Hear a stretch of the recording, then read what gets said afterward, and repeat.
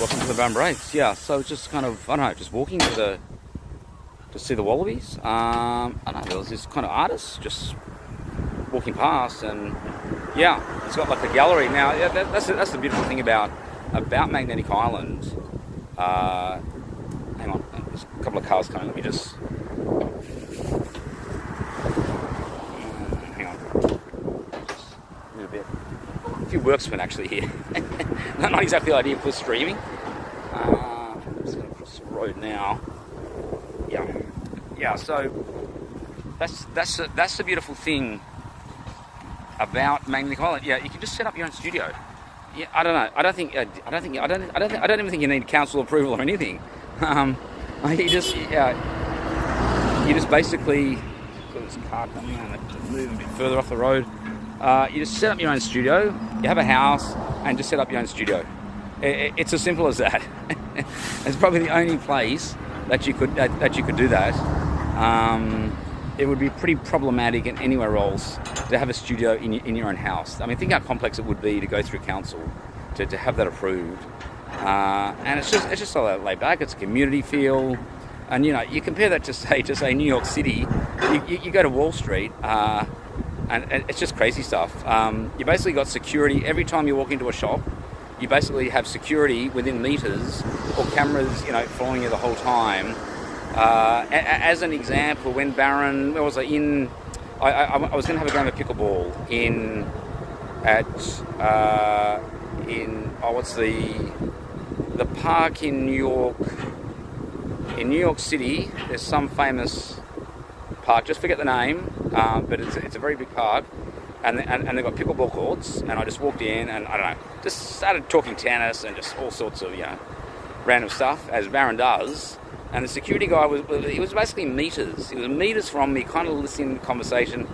I felt pretty awkward at that point in time, and then for some reason, I don't know, I came back, I wanted to get some lunch, and I thought, okay, I'll come there to get lunch because I thought it'd be quite cheap, and it was. It wasn't exactly good service.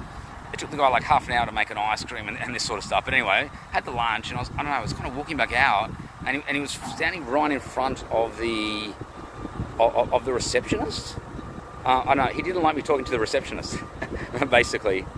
It was pretty crazy stuff, and of course, I just left. I didn't want to get in any sort of argument. And I booked in. I was going to play pickleball, and it was raining. So, and I didn't even get a refund. Well, it was only $5 or $7 Australian. But that is what it's like in New York or New York City. Now, and you just compare this to Magnetic Island. It's just community. It's relaxed.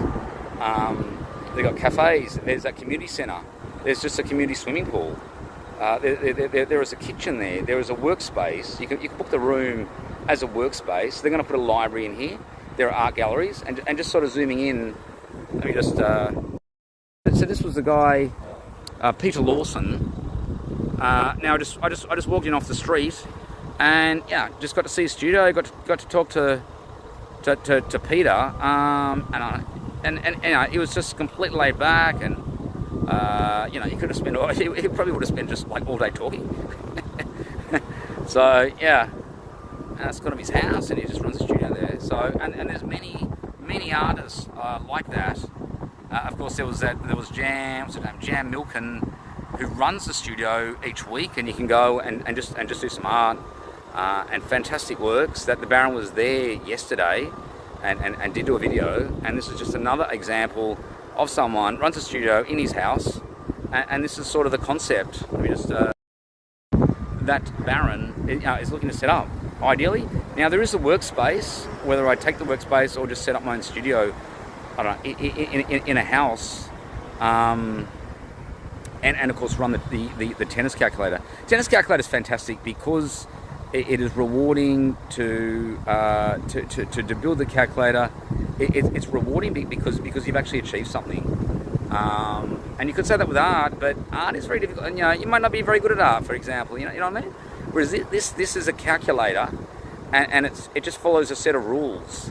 And so you're basically just you're entering formulas and copy and pasting formulas, and then doing some sort of coding using Excel spreadsheets, and then putting some colour it's all very precise. It's exact. You're basically copying a replica of what the Baron has produced.